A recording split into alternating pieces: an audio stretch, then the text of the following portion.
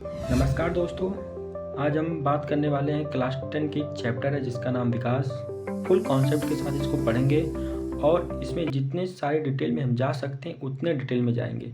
तो इस वीडियो को आप ध्यान से देखना और इसको जितना से ज़्यादा जितना हो सके इसको शेयर भी कर देना। हम इस वीडियो में बहुत ही अच्छा कॉन्सेप्ट बताने वाले हैं। फुल चैप्टर है, इस टाइप के क्वेश्चन कैसे बनेंगे ये आप लोग इस वीडियो को देखकर आगे समझ सकते हैं। तो चलिए बिना टाइम को हम लोग वेस्ट किए स्टार्ट करते हैं इसी टॉपिक से कि विकास क्या होता है। पहले समझते हैं बच्चों विकास का अर्थ क्या है। विकास यानी अगर मैं इंग्लिश में बात करूँ तो डेवलपमेंट। क्या होता है? डेवलपमेंट। इसका मतलब होता है प्रगति। क्या प्रगति होता है या इसी को हम लोग क्या बोल सकते हैं? सुधार बोल सकते हैं। अब ये प्रगति क्या है और सुधार क्या है, मैं इसका अर्थ अगर बताऊँ हर व्यक्ति के लिए अलग अलग हो सकता है। अगर मैं बात करूँ जैसे एक किसान के लिए, एक किसान एक किसान के लिए क्या होगा? एक किसान के लिए अगर मैं बात करूं तो उसके लिए क्या होनी चाहिए? अच्छी फसल। अगर कोई एक किसान हो तो क्या सोचेगा कि मेरा जो खेत है उसमें एक अच्छी फसल हो। क्या हो? अच्छी फसल हो, ठीक है, और सिंचाई हो। क्या हो बच्चों? सिंचाई हो। ये अगर कोई किसान है तो क्या सोचेगा? एक अच्छी फसल हो, सिंचाई हो। एक मजदूर के लिए क्या होगा? अधिक मजदूरी। अगर मैं बात करूं एक मजदूर के लिए, एक मजदूर के लिए कि एक मजदूर क्या सोचेगा? वो सोचेगा कि जो मेरी मजदूरी हो अधिक मजदूरी हो। कितना हो? अधिक मजदूरी हो। तो एक एग्जाम्पल और लेते हैं, एक व्यापारी के लिए क्या होगा? अगर कोई एक व्यापारी है, क्या है? एक व्यापारी है, तो एक व्यापारी के लिए क्या होगा? वो सोचेगा मेरे ज़्यादा से ज़्यादा क्या हो? मुनाफा हो। क्या हो? ज़्यादा से ज़्यादा मुनाफा हो। तो विकास का मतलब देखो सबके लिए अलग हो रहा है। किसान के लिए अच्छी फसल सिंचाई, और एक मजदूर के लिए अधिक मजदूरी, एक व्यापारी के लिए ज़्यादा से ज़्यादा मुनाफा। अगर मैं उसी के लिए एक एग्जाम्पल की बात करूँ जैसे एक विद्यार्थी के लिए क्या होगा? अच्छी शिक्षा और नौकरी। सबके लिए क्या होगा? मतलब कि विकास का परिभाषा व्यक्ति व्यक्ति पर निर्भर करता है। किस पर? व्यक्ति व्यक्ति पर निर्भर करता है। किस पर निर्भर करता है बच्चों? व्यक्ति व्यक्ति पर क्या करता है? ये निर्भर करता है। जैसे अगर मैं आगे बात करूं, अगर मैं बच्चों इस विकास का मेन परिभाषा मतलब इसका परिभाषा क्या होगा, अगर मैं इसकी बात करूं तो क्या होगा? उन समस्त परिस्थितियों परिस्थितियों का निर्माण, उन समस्त परिस्थितियों का निर्माण करना, उन समस्त परिस्थितियों का निर्माण करना विकास है। क्या है? विकास है।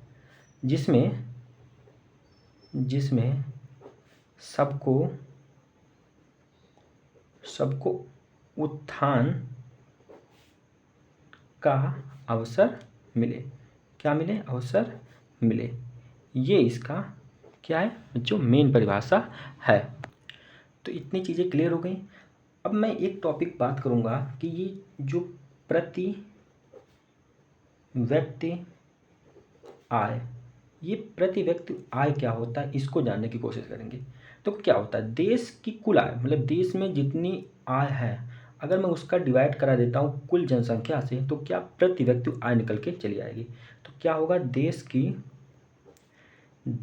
की कुल आय से, देश की कुल आय से अगर मैं डिवाइड करा दूंगा कुल जनसंख्या, किससे? कुल जनसंख्या से, तो क्या होगा बच्चों? हमारा प्रति व्यक्ति आय पता चल जाएगा। अच्छा देखो इसमें एक टॉपिक और आता है विश्व बैंक। क्या आता है? विश्व बैंक।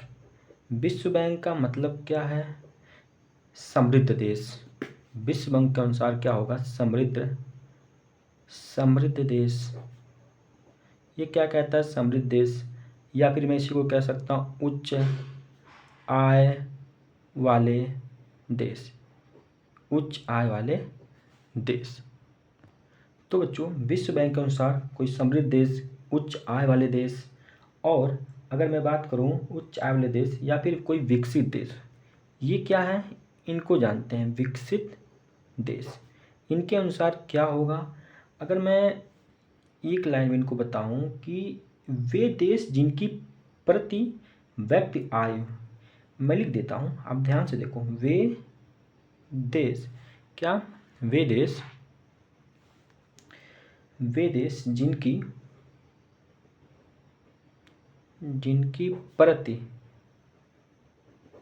प्रति व्यक्ति आय कितनी होनी चाहिए, 49,300 अमेरिकी डॉलर। इस बात को याद रखना, अमेरिकी डॉलर वार्षिक से, किससे, वार्षिक से अधिक है। तो उनके अनुसार क्या कह रहा है, जो देश जिनकी प्रति व्यक्ति आय 49,300 अमेरिकी डॉलर के वार्षिक से अधिक है, वो क्या है, समृद्ध देश है, उच्च आय वाले देश है या फिर विकसित देश है। इतनी बातें क्लियर हो गई। अब सेकंड टॉपिक है बच्चों कि भारत किस में आता है। इसको जानते हैं कि भारत किस में आता है। तो देखो, अगर मैं बताऊं आपको, तो जो भारत है वो किस में आएगा, मध्यम आय वर्ग में। किस में आएगा, मध्यम आय वर्ग में। अभी देखो मध्यम आय वर्ग क्या होगा, इसके लिए क्या है, इसको हम जान लेते हैं। मध्यम आय वर्ग क्या होता है, इसको हम भारत की प्रति व्यक्ति आय, भारत की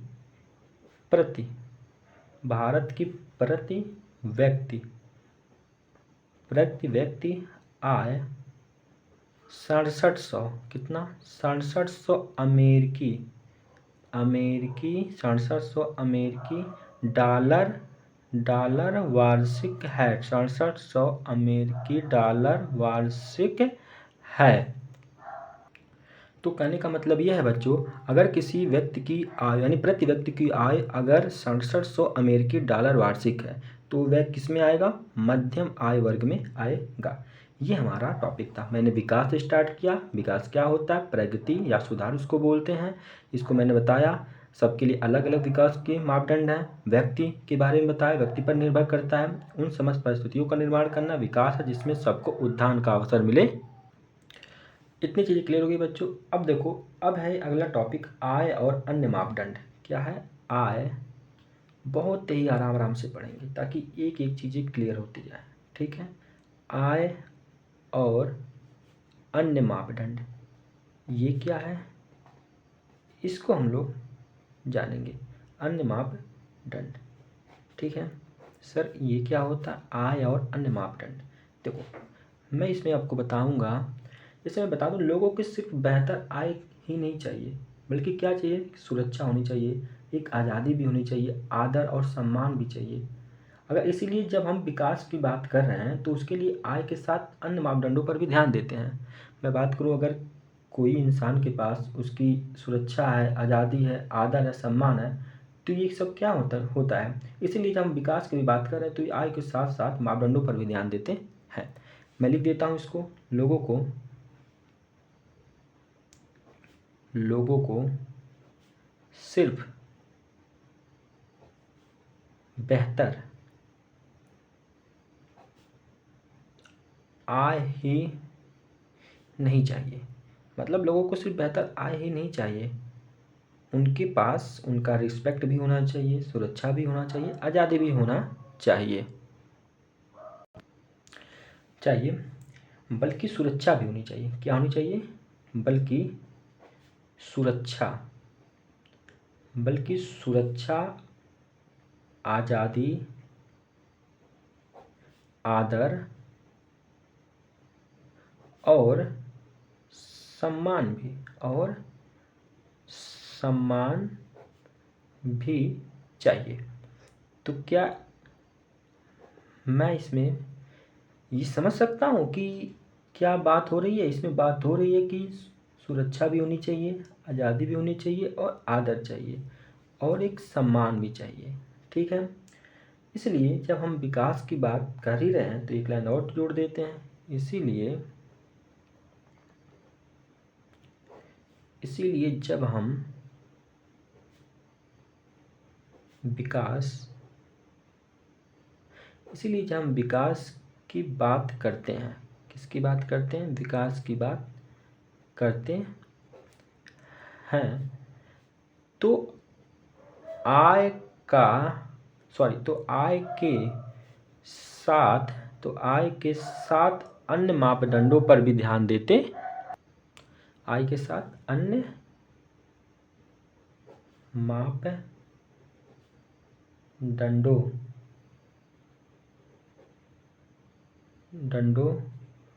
पर ध्यान देते हैं। ये टॉपिक क्लियर हो गया, आय और अन्य मापदंड क्या होते हैं, ये चीज़ें क्लियर हो गई। अब हम लोग दूसरे टॉपिक पर आते हैं। दूसरा टॉपिक क्या है बच्चों, दूसरा टॉपिक का नाम है सार्वजनिक सुविधाएं। क्या है, सार्वजनिक सुविधाएं। ये क्या होता है इसको मैं बताता हूँ। सार्वजनिक सुविधाएं, सार्वजनिक सुविधाएं, ठीक है। क्या है सार्वजनिक सुविधाएं, क्या होता है, देखो इनको तोड़ता हूँ। सार्वजनिक का मतलब क्या होगा, सबके लिए, क्या होगा, सबके लिए, सबके लिए, ठीक है। इतनी बातें समझ में आ गई सर। सुविधाएं का मतलब बच्चों सेवाएं। अब ये सेवाएं क्या होती हैं इनको जानते हैं। सेवाएं मतलब बेहतर जीवन की परिस्थिति। अगर मैं और आगे बोलूँ तो क्या होगा, बेहतर जीवन की क्या होनी चाहिए, बेहतर जीवन की परिस्थितियाँ, बेहतर जीवन की परिस्थितियाँ। इसमें क्या होगा, शिक्षा, बेहतर जीवन की परिस्थितियों में क्या क्या होंगे, शिक्षा होनी चाहिए, स्वास्थ्य होनी चाहिए, और क्या, वायु, अच्छी वायु होनी चाहिए, पानी होनी चाहिए, और सड़क, और क्या, बिजली, और इसमें सम्मान भी। अगर ये सब चीज़ें हैं जहाँ पर अच्छी शिक्षा हो रही है, स्वास्थ्य है, वायु है, पानी है, सड़क है, सम्मान है, तो ये सब मैं बता सकता हूँ कि ये सब क्या है, बेहतर जीवन की परिस्थितियाँ हैं, ठीक है। और बेहतर जीवन की परिस्थिति इस किसके लिए है, सबके लिए। सबके लिए क्या होनी चाहिए, सबके लिए सेम होनी चाहिए, और इसमें कोई भेदभाव ना हो। मैं कह सकता हूँ इसमें कोई भेदभाव ना हो, तो क्या लिख सकते हैं, भेदभाव रहित, भेदभाव रहित। यानी ऐसी सेवाएं जैसे शिक्षा, स्वास्थ्य, वायु, पानी, सड़क, बिजली, सम्मान, ये सबके लिए हों, उसमें कोई भेदभाव ना हो, उसी को बोलते हैं सार्वजनिक सुविधाएं बोलते हैं। तो मैं इसको लिख देता हूँ, आप इसको नोट कर लीजिए। ये तो मैंने समझाया है कि ये सब चीज़ें अगर हैं सबके लिए, उसमें कोई भेदभाव नहीं है, तो सार्वजनिक सुविधाएं कहलाएंगे। नागरिक कितनी भौतिक सुविधाओं और सेवाओं का प्रयोग कर सकते हैं, आय उसका पर्याप्त सूचक नहीं होता है। सिर्फ उनका आय ही पर्याप्त सूचक नहीं होता है, क्या होना चाहिए उनके साथ साथ, जैसे मैं पहले लिख देता हूँ, लाइन लिख देता हूँ, नागरिक इतनी भौतिक सुविधाओं और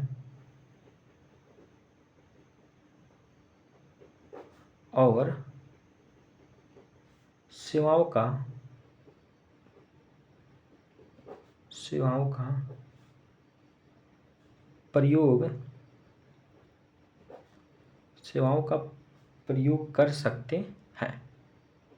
प्रयोग कर सकते हैं, क्या है, नागरिक कितनी भौतिक सुविधाओं और सेवाओं का प्रयोग कर सकते हैं, आय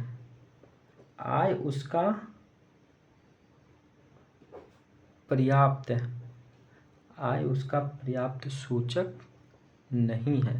सिर्फ ये कह लो कि आय जो है उसका पर्याप्त सूचक तो ये नहीं है। जैसे मैं अगर बात करूँ, पैसे से प्रदूषण मुक्त वातावरण नहीं खरीद सकते। अगर मेरा पूरा वातावरण प्रदूषित है तो कहो पैसे से मैं उसको क्या कर दूँ, प्रदूषण रहित कर दूँ, तो मुक्त नहीं कर सकते उसको। तो पैसे से प्रदूषण मुक्त वातावरण नहीं खरीद सकते, कि मतलब मैं पैसे दे रहा हूँ और उधर प्रदूषण है तो मुझे क्या मिल जाएगा, प्रदूषण रहित वातावरण मिल जाएगा, ऐसा नहीं होगा। आपके पास पैसा है लेकिन प्रदूषण रहित तब होंगे जब आप प्रदूषण को कम करोगे।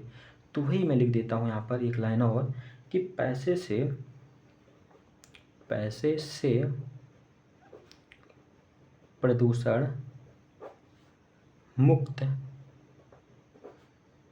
वातावरण नहीं खरीद सकते, पैसे से नहीं खरीद सकते। ठीक है, ये हो गया। और एक एग्जाम्पल अगर मैं और बताऊं, मान लो पैसा आपको संक्रमण बीमारियों से नहीं बचा सकता जब तक कि आप पूरा समुदाय स्वच्छता पर ध्यान ना दें। अगर आपके पास पैसा है तो सोचो कि मुझे बीमारी नहीं होगी, तो ऐसी बात नहीं है। आप गंदगी करोगे। अब मैं एग्जाम्पल लेता हूँ, जैसे मान लो आप, क्या नाम है, मच्छर बहुत लगते हैं, तो क्या मच्छर को थोड़ी ना पता है कि आपके पास पैसा ज़्यादा है और मैं आपको काटूंगा नहीं और आपको बीमारी नहीं होगी? मच्छर ये थोड़ी ना देखेगा, मच्छर सबको काटेगा। और पैसे देख कर थोड़ी ना आएगा कि इनके पास मैं नहीं काटूंगा, तो ऐसा नहीं हो सकता। तो वही, ये पैसा सबको संक्रमण बीमारियों से नहीं बचा सकता जब तक कि पूरा समुदाय स्वच्छता पर ध्यान ना दे। तो ध्यान देने वाली बात है। एक एग्जाम्पल ले लो, जैसे मैं बात करूँ, यदि स्कूल ना हो तो पैसा होते हुए भी बच्चे शिक्षा नहीं ले पाएंगे।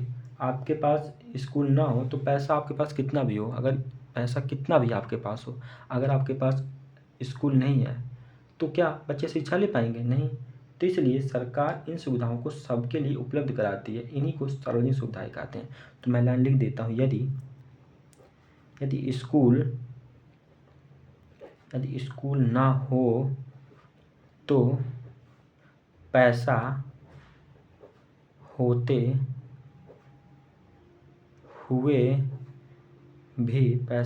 हुए भी बच्चे शिक्षा नहीं ले पाएंगे नहीं ले पाएंगे इसलिए इसलिए सरकार क्या कर रही है बच्चों? इसलिए सरकार इन सुविधाओं सरकार इन सुविधाओं को सबके लिए क्या करा रही है? सबके लिए उपलब्ध करा रही है। सबके लिए उपलब्ध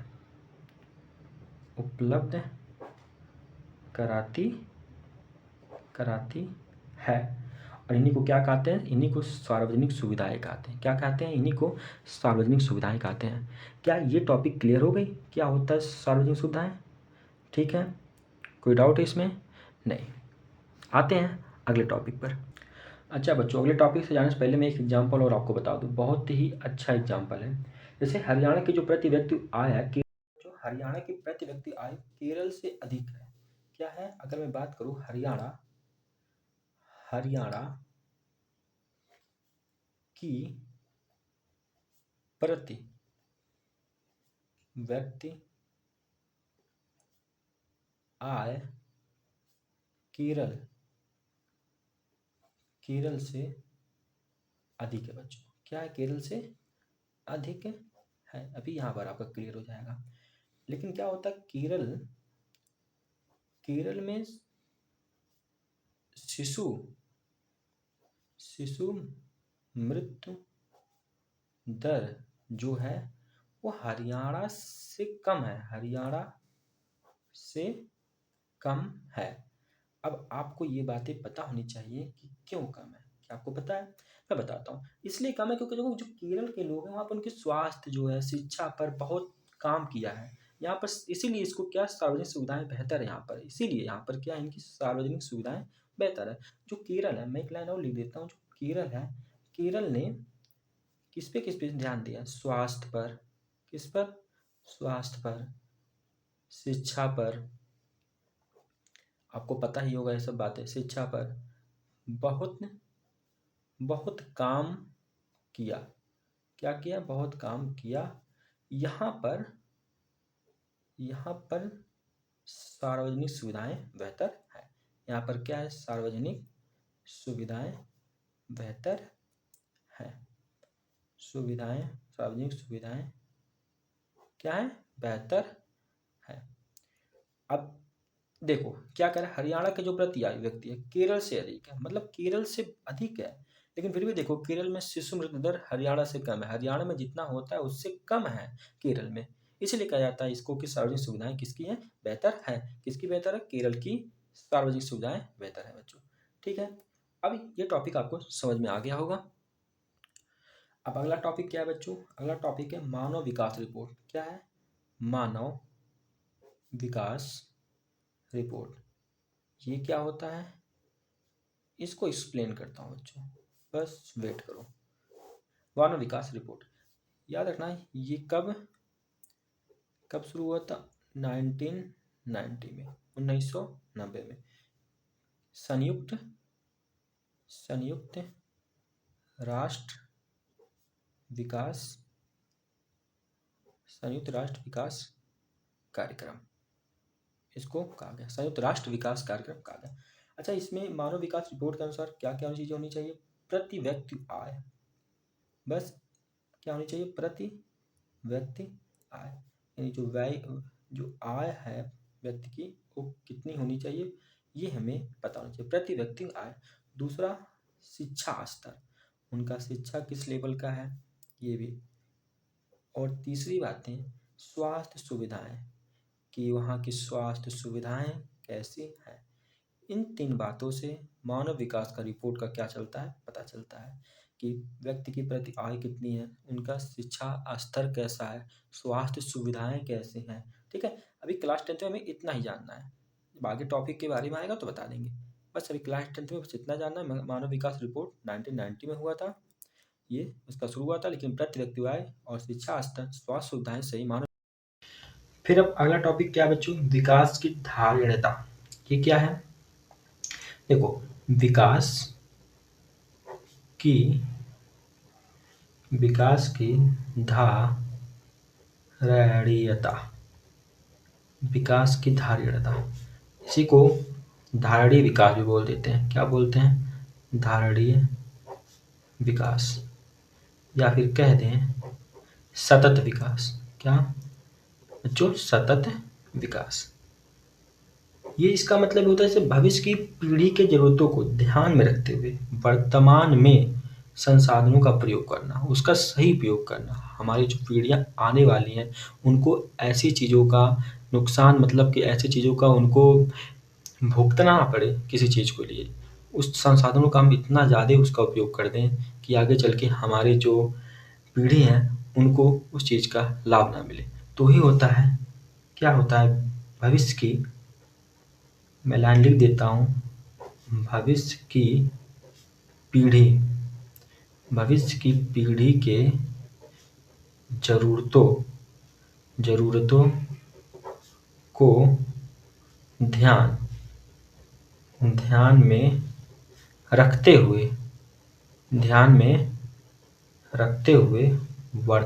ध्यान में रखते हुए वर्तमान में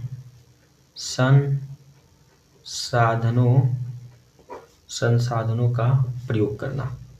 क्या करना बच्चों, संसाधनों का प्रयोग करना, ये टॉपिक था। ठीक है, विकास की धारणा समझ में आ गई कि भविष्य की पीढ़ी के जरूरतों को ध्यान में रखते हुए वर्तमान में संसाधनों का प्रयोग करना ही यही टॉपिक था इसका। ठीक है, ये समझ में आ गया। अब आता है संसाधन। क्या आता है बच्चों, संसाधन क्या होता है, इसको जानते हैं कि संसाधन क्या होता है। टॉपिक हेडिंग डाल देते हैं, संसाधन। ये क्या होता है, जैसे इसमें संसाधन में 2 चीजें आते हैं। कौन कौन सी चीजें आते हैं, 2 संसाधन में 2 प्रकार का आता है। पहला अगर मैं बताऊं, नवीकरणीय।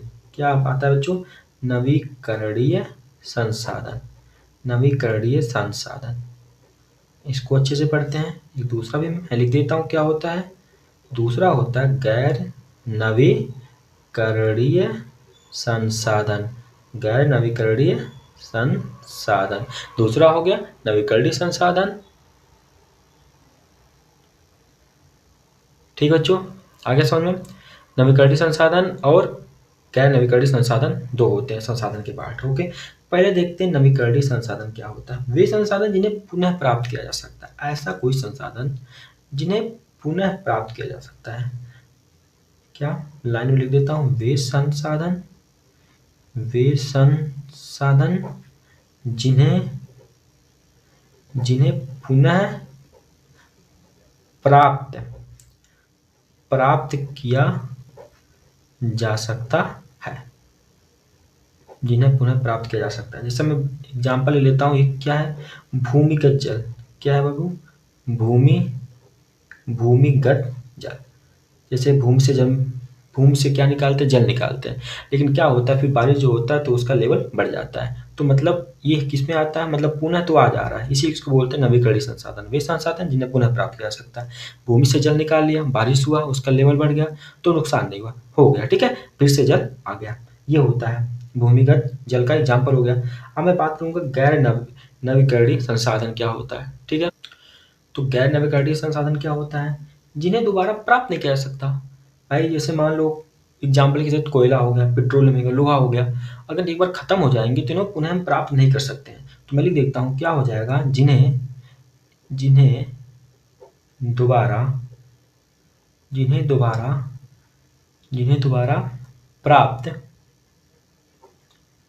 प्राप्त नहीं किया जा सकता। ऐसा संसाधन बच्चों जिन्हें कभी दोबारा प्राप्त नहीं किया जा सकता वो गैर नवीकरणीय संसाधन कहलाते हैं। एग्जाम्पल के लिए मैं लिख देता हूँ कोयला।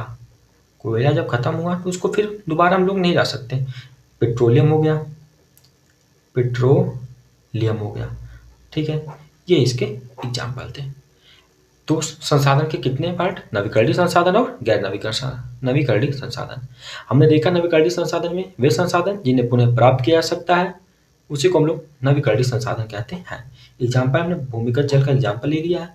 गैर नवीकरणीय संसाधन जिन्हें दोबारा प्राप्त नहीं किया जा सकता, ऐसे संसाधन जिन्हें दोबारा प्राप्त नहीं किया जा सकता वे गैर नवीकरणीय संसाधन कहलाते हैं, जैसे कोयला हो गया, पेट्रोल हो गया।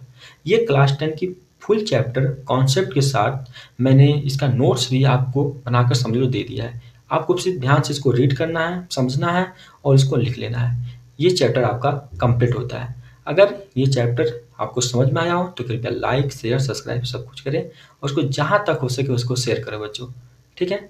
मिलते हैं अगली वीडियो में, धन्यवाद।